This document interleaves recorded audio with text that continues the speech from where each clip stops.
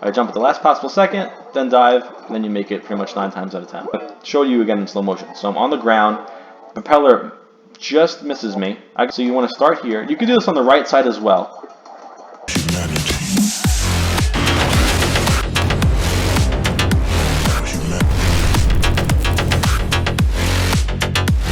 Hey guys, and welcome to an expert's guide to Fall Guys. This is part 4 of the series. In this video, we're going to be going over 3 courses. The first one being Whirlygig, the second one being Block Party, and the third one being Chute.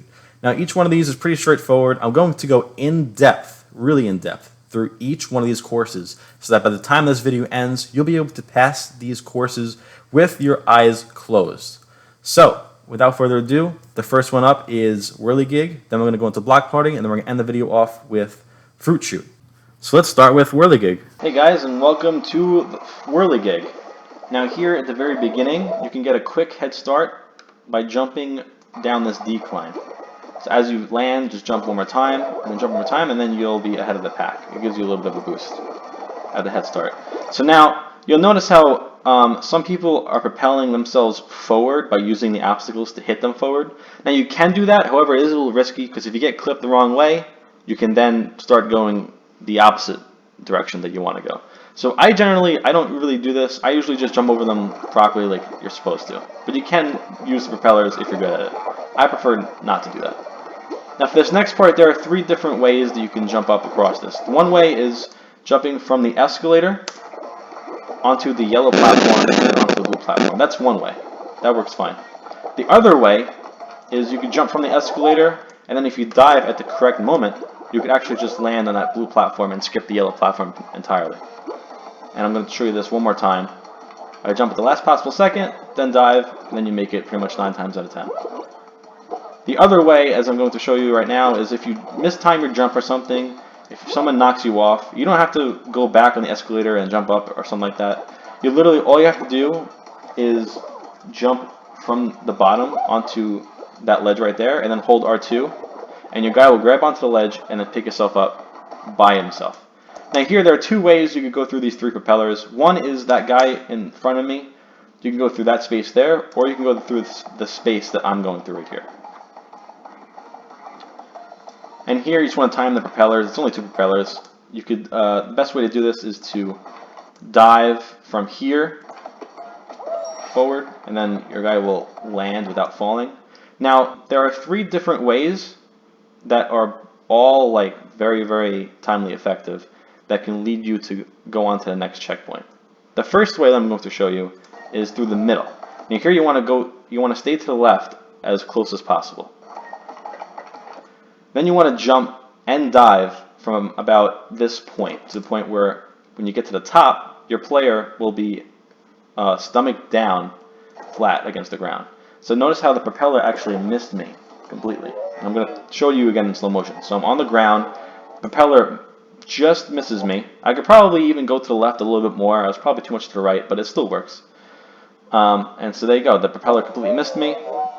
And this basically works pretty consistently if you are able to time it right. And this next part is pretty simple. Just avoid the propeller and then jump and dive. And here you can see I use the propeller to propel me forward. You can use that, but again it's a little risky. And of course in the events that people knock you off, it's okay, just climb back up. So now the next way is, so the first way that I just showed you is the biggest reward, so it's like the most timely effective. However, it is the most risky. That's the middle one that I showed you before. This is the second one. Basically, this is a little bit less timely effective, but still timely effective with a little less risk.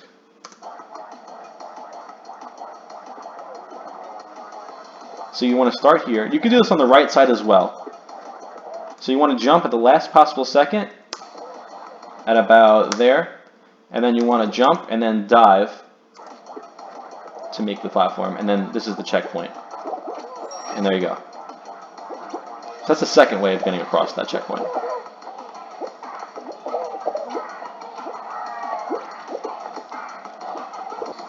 And so now this is the third way of getting across.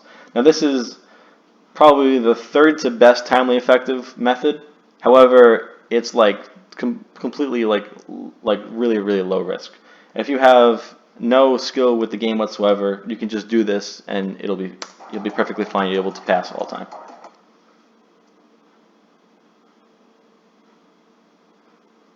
So you want to stand right about there. I actually stood too much to the left. You want to take probably about a step or two more to the right, and that'll be probably the perfect position. So what you want to do is you want to just stand here and do absolutely nothing, and you want to let the propeller hit you. So boom, there you go. And so you didn't hear it probably, but the checkpoint noise went off. And so if that happens, you could just jump off, and then boom, you'll be here to the next checkpoint. And then you can just jump across. There you go, jump across again. And then keep in mind, you can actually, even though the propeller is blocking most of the platform, you're still able to make it even though, just watch how far I jump to the right side and I'm still able to make it. So if you're in a rush, you can actually make that jump every time right. You don't have to wait. And there you go, that's Whirlygig. Alright, so welcome to the next course. This is Block Party. Now, in the beginning of Block Party, it's super simple. There's not much to say. It's like laughably easy in the beginning. The only thing you need to worry about is towards the end. So I'm just going through the motions here. Now keep in mind, this is a common theme that happens on this level. So when you see a space on the right side of the map that's open, then the next space that's coming up is most likely going to be on the opposite side of it. And you're going to see that this is true throughout the entire match and in the next clip. So you see it was open on the right, which means it's most likely going to be open on the left, which it is. And now it's probably going to be the right again, or the middle. It's usually the opposite or the middle. Here's just another space towards the left a little bit. So now these are the ends. So since it's the end, it's probably going to be middle again, which is the opposite, which is true. And then it's going to be left or right, which is true. And then middle again. So now, here's one thing you'll notice that I'll keep doing. So notice how I'm tilting the camera to a bird's eye view and turning it 90 degrees to the left. So this way I can see the obstacle coming up from the ground, so it gives me time to get into the right position before everybody else, and it gives me an advantage. So I can be in the right spot before anybody else. So there you go. So I see it's in the middle again. So now I see it's the side, so I can get there before anybody. So you always want to stay to the ledge. You never want to be on the purple and white flooring. You always want to be on the blue, because if you get too close, somebody can push you and knock you off. So you always want a little bit of space. We want to be as close to that line that divides as close as possible. So of course you want to avoid other people because people can push you off. So just be wary about other people around you. So it's in the middle, which means it's going to be on the sides, and then the sides are going to bring it to the middle most likely. So I'm already there. Then the opposite again. This one's random. This one's the middle. Now when you hear the song drop in this game mode, that means it's going to be towards the end, which is like the hardest part. So the song just dropped. And so now this is the one where you just keep jumping, and the same platform just keeps coming out over and over again. It's the easiest when you're at the top, because even if you fall, you still have time to get back up. Once you fall at the back, then you don't have any time to get back up, and you're just going to fall immediately. So here, this is the same ending, so I'm going to show you what I mean right now. So I'm going to fall in this clip, but I'm going to show you how to get back up when that happens, so that it's not the end of the world when it happens to you.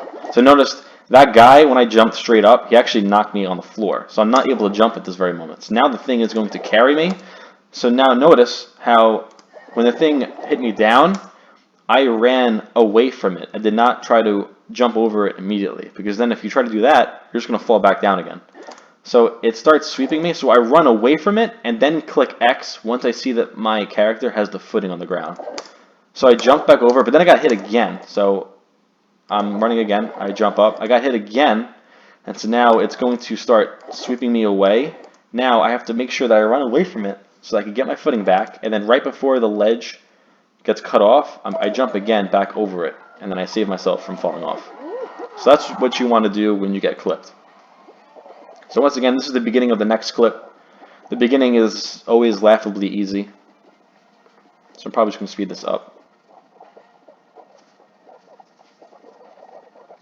See, once again, facing left means facing right, and right means left middle. Or just nothing like that. It's now goes out to my camera, so I see things before everybody else does.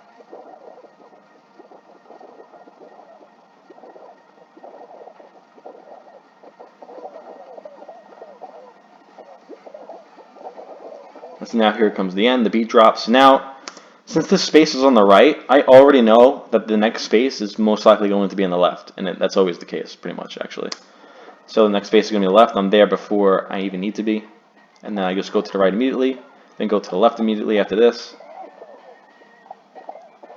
The guy holds me, so since I noticed that the guy was holding me, instead of making a beam line to the right, I actually walked back to avoid the wall hitting me, and then went around it. And then I was able to avoid getting swept off.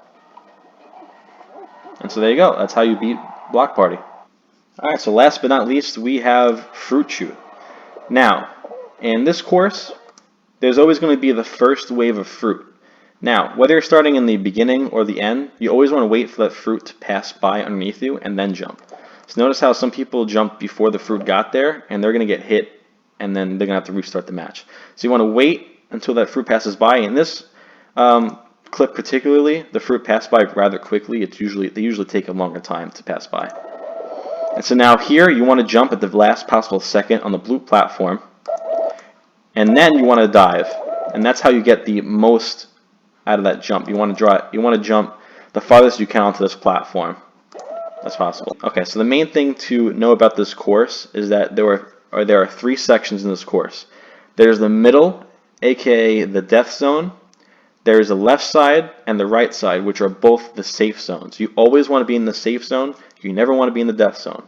In the middle, there's always the most fruit, and there's that log that comes out of the cannon, which can also sweep you, which can't do that in the left and right zones. So this, you'll notice that they're kind of like sectioned off a little bit. So I'm on currently like the line that divides the left and the middle. So if you are on the left, you can do the left or the right side, doesn't matter. If you are on the left, then your moving ground is going to be this line that I'm currently on, all the way to the edge. So now I'm able to operate. So notice that tree log, it usually never passes that line that I was talking about. So as long as you're on the left side of that line, you don't have to worry about that. So again, just avoiding the fruit. Keep an eye on the strawberries and blueberries that always come out of the cannon at the very end. And then there you go. Now watch how the white ninja is in the death zone, and this is what happens when you're in the death zone. You get absolutely pummeled. That guy got absolutely murked.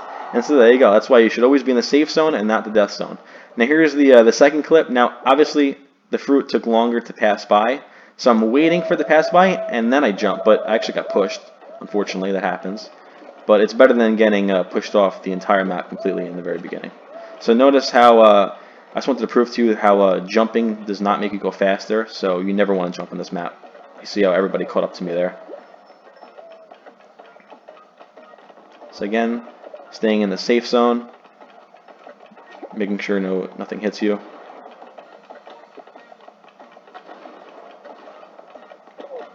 That's just unfortunate. That lag was pretty close, but it is what it is. And yeah, that's how you always beat Fruit Chute. Hey guys, if you found this video helpful, please consider giving it a thumbs up and subscribe to my YouTube channel, as I will be posting future expert guides to Minecraft videos. If you missed my latest video on how to never lose on Slime Climb, you can check that out. Other than that, I will see you guys in the next video. Peace.